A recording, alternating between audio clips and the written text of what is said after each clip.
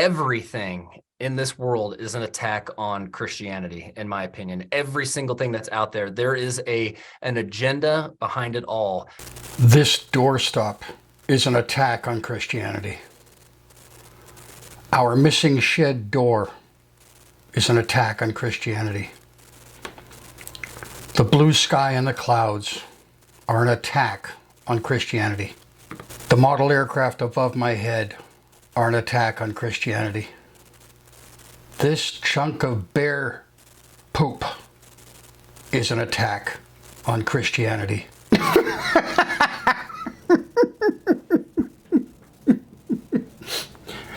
Okay,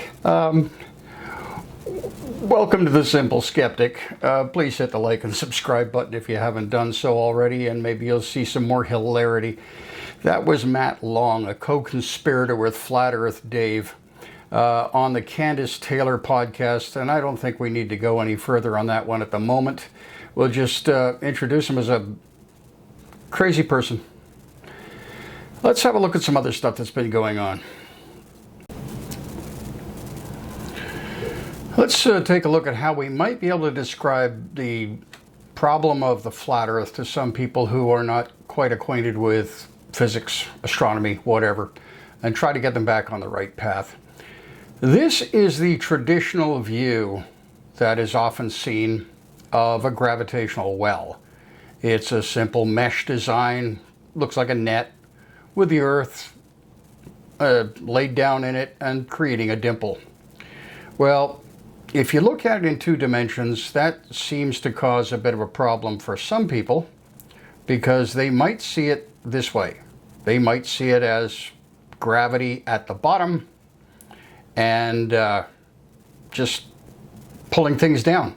So in this illustration, you'll see that we've got three people here. One is safe at the top of the globe, but one's going to slide off and the other one's going to fall off catastrophically and down into that gravity well. How about instead of showing it as a mesh, as in illustration number one, we show it more like we have here, with gravity at the center of mass, as it is on, okay, let's not get too heavy into physics here, but on a stationary body, it's the center of mass and the center of gravity are the same thing. Center of gravity is a theoretical point, and as the object moves, the center of gravity will move outside the direction of travel.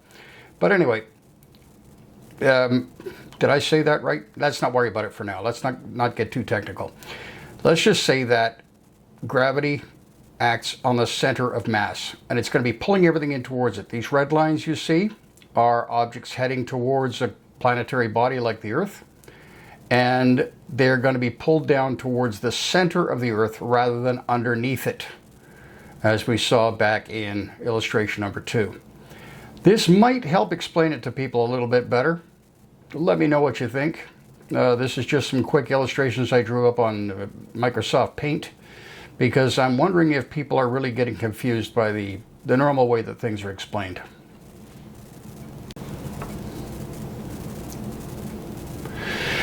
Let's move on to a couple of items from Answers in Genesis, who never fail to amuse.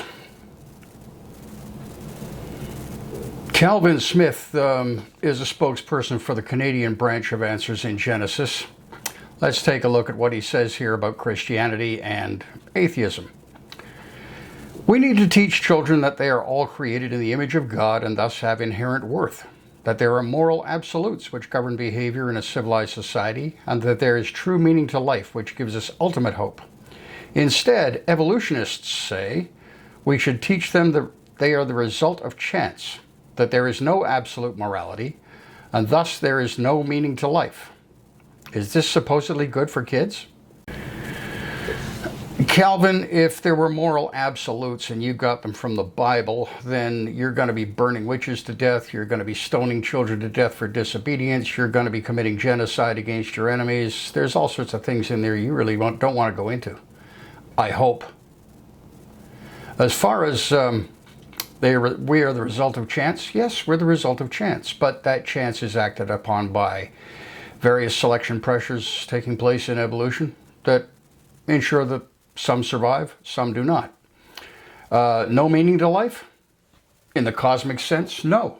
There's no meaning to life at all, but we can make meaning. We can enjoy our lives. We can help other people to enjoy their lives. We can help other people out of poverty. We can help other people out of pain, out of illness. Too many people don't want to do that. Their natural instincts are often warped by things like politics, economics, religion. But we can give meaning to our lives. And that is good for kids. Calvin, before you want to say stuff like that again, you should check in with your boss.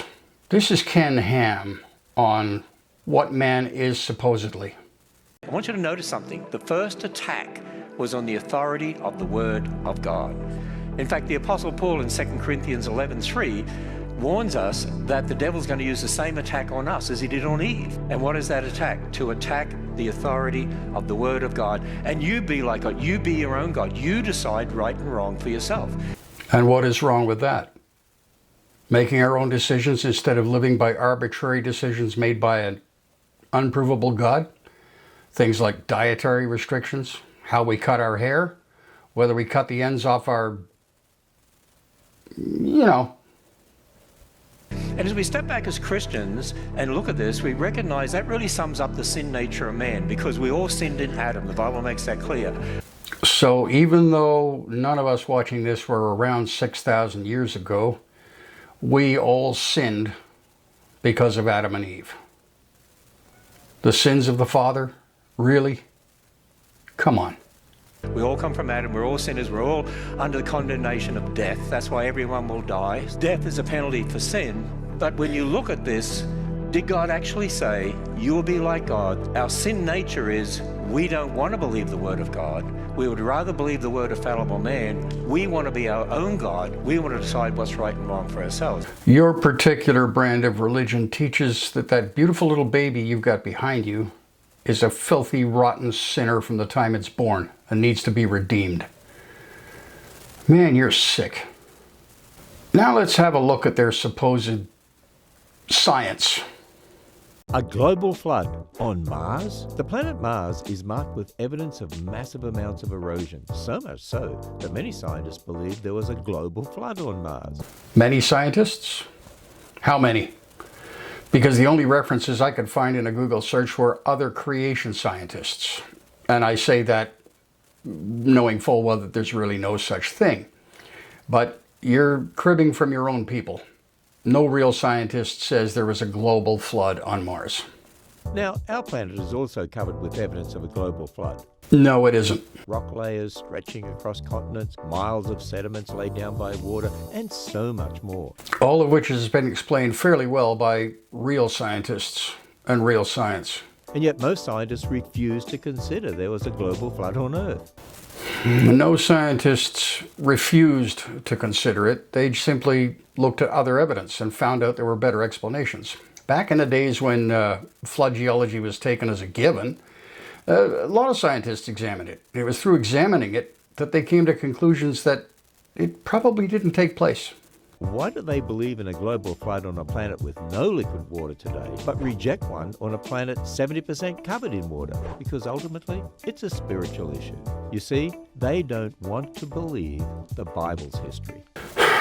They don't want to believe anything. What they want to do is accept scientific evidence. And the scientific evidence says that you are wrong.